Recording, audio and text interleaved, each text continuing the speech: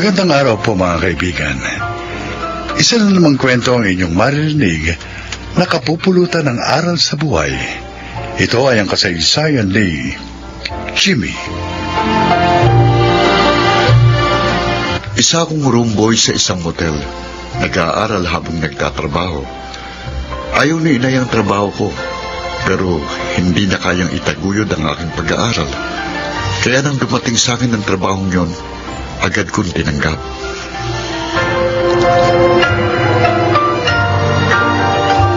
O anak, pinagluto uli kita ng baon mo sa trabaho, ha? Salamat po, Mama. Makakatipid na naman ako. Mahal po kasing pagkain doon sa kantinang motel.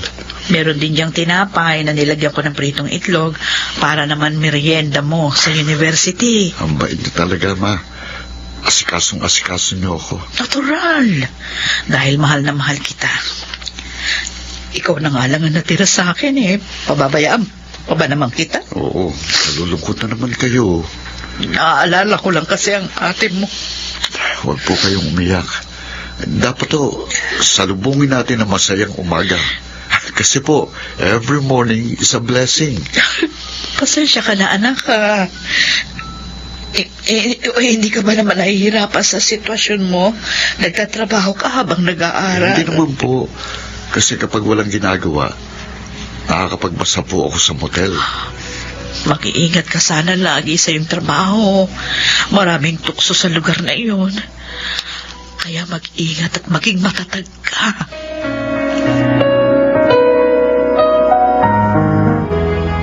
Hello sir, pasensya na po. Pero hindi po talaga ako nagbibigay ng extra service sa mga customer namin. Sige po, bye. Mukhang kinulit ka na naman ng baklang madalas magpunta rito sa motel. Oo nga eh. Pangatlong beses na niya akong inalok ng extra service. Oh? Bibigyan daw niya ako ng kahit 2K. Aba, Pumayag lang ako kahit sandali lang. talagang kursunada ka, tol. Nainis na nga ako eh. Pero sinisikap ko pa rin maging mahinahon dahil customer natin siya. Oo nga. Alam mo, bilib ako sa iyo eh. Hindi ka lang mabait at masipag, ha? May prinsipyo pa. Aba, naku, kung iba yan, baka tinanggap na. Manghihinayang sila sa duki. Dexter, gusto kong makaahon kami sa hirap ni Mama. Pero hindi sa ganung paraan. Para ko na rin ibinenta ang sarili ko noon. Kaya nga nag-aaral ako eh. Ano ko? Huwag na nga natin pag-usapan ng baklang yun. Mabuti pa, ituloy ko ng pagbabasa ko. May exam kami mamaya eh.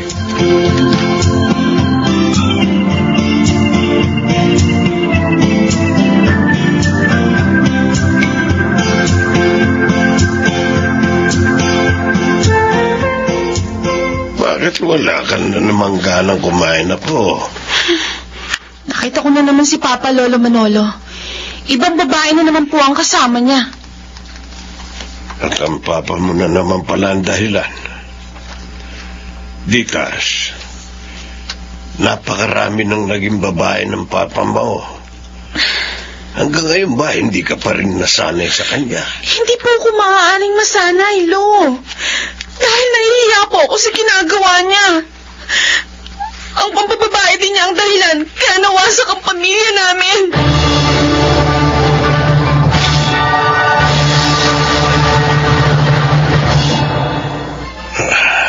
Kawawa naman si Ditas. Napuno na ang puso niya ng sama ng loob sa kanyang ama. Kasalanan ko. Kaya lalong naging babaero ang aking anak at nasira ang kanyang pamilya. Kinonsinti ko siya sa kanyang mga kalokohan. Sa halip na ayusin ko sila ng kanyang asawa, inayunan ko pa ang aking anak. At ang apo ko ang nagdurusa ngayon sa kahihiyang ibinibigay ng kanyang ama sa amin. Ang kaliwat ka ng pambababae ng aking anak. Paano ko pa kaya maitutuwid ang aking pagkakamali? Paano?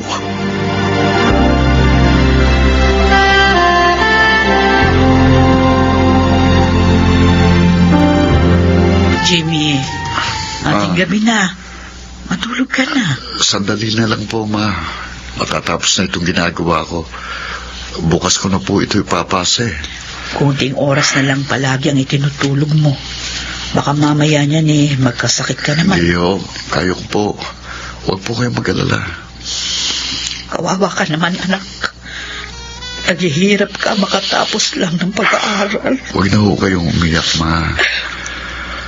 May hangganan din ang paghihirap na ito. Naniniwala po ako doon. Bukas nga po pala, may overtime ako. Aalis po kasi yung kasama ni Dexter. Kaya papalitan ko siya.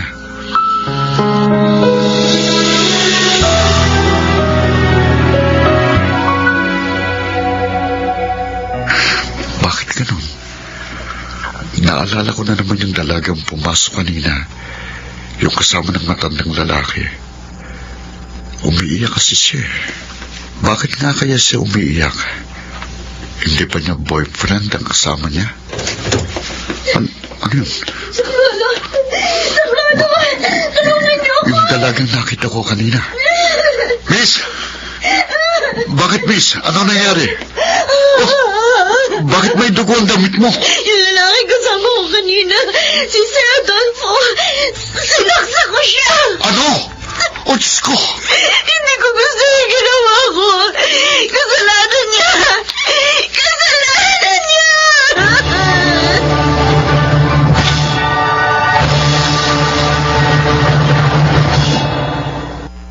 Siya po, ma'am. Siya pong pumatay sa papa niyo. Walang hiya ka! Kulang pa ang sampal na yan sa pagpatay mo sa papa ko!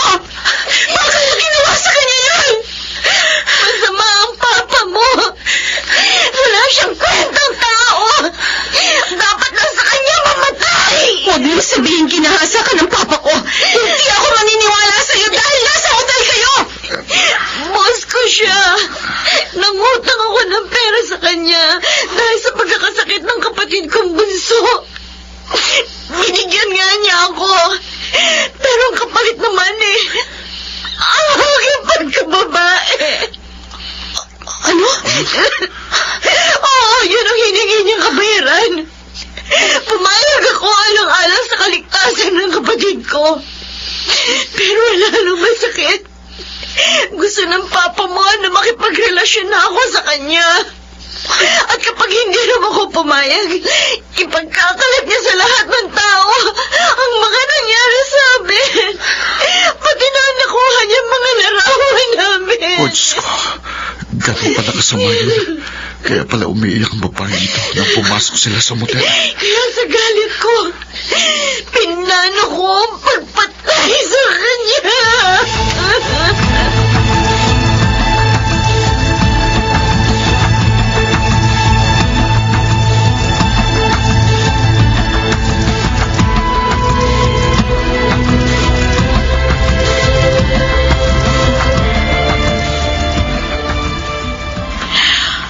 Ay, ano ba ito?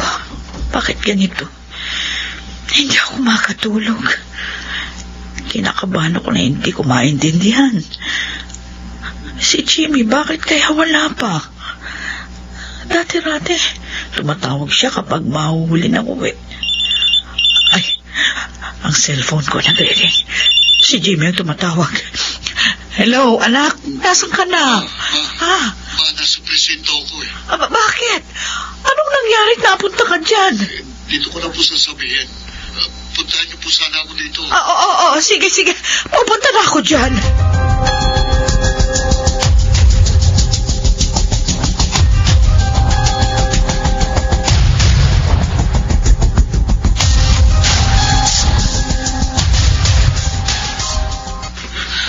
Jimmy! Ay, Ma! Anak, narito na ako. Ma, butit dumating na kayo. Miss Titas, ang mama ko po, si Mama Lourdes. Kayo? Kayo ang mama ni Jimmy? Ritas? Anak ko! Kayo nga, mama! Ang tagal natin hindi nakita. Ma'am, sandali lang. Yes! Anong ibig sabihin nito? Si Ma'am Ditas ang ate ko? Oo, siyang kapatid mong panganay na naiwan sa iyong lolo at sa iyong papa nung paghiwalay kami. 15 taon ang nakararaan. 4 na taong ka noon. Ang ate mo naman, 8 taon. At ang namatay, hindi lang pala papa niya, kundi papa ko rin.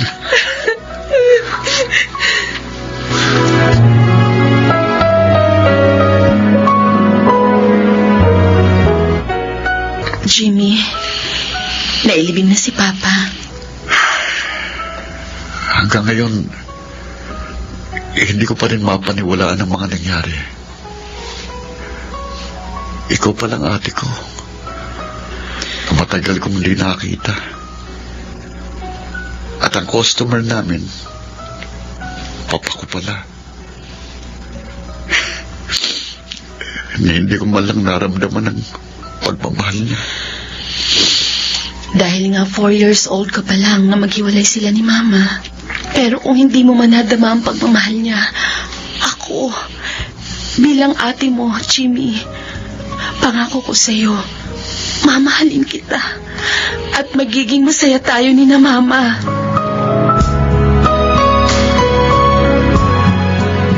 Patawarin mo sana ako, Lourdes.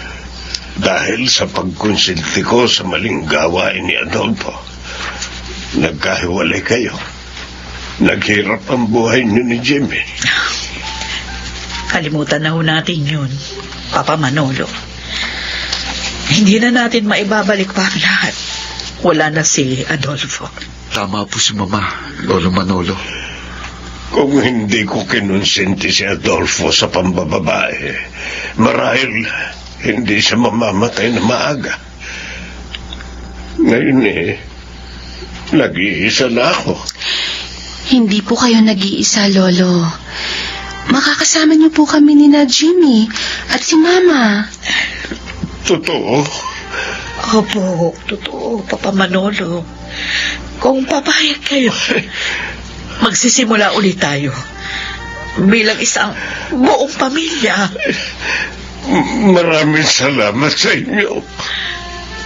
Maraming salamat.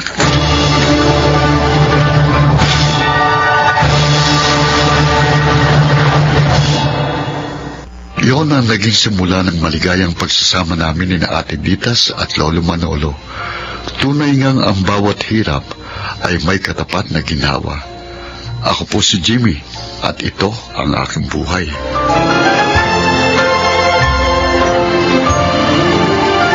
Tungkulin ng bawat magulang na gabayan ang mga anak at pigilin sa maling gawain upang makaiwas sa kapahamakan at maging matatag ang kanilang sambahayan. Mga nagsiganap: Rosana Villegas, Jeneline de la Cruz, Lionel Benamin, Chiquit del Carmen Amor, June Martin Legaspi at Phil Cruz sa papel na Jimmy. Naglapat ng angkop na tunog, Jerry Matia. Sa musika, Buboy Salonga.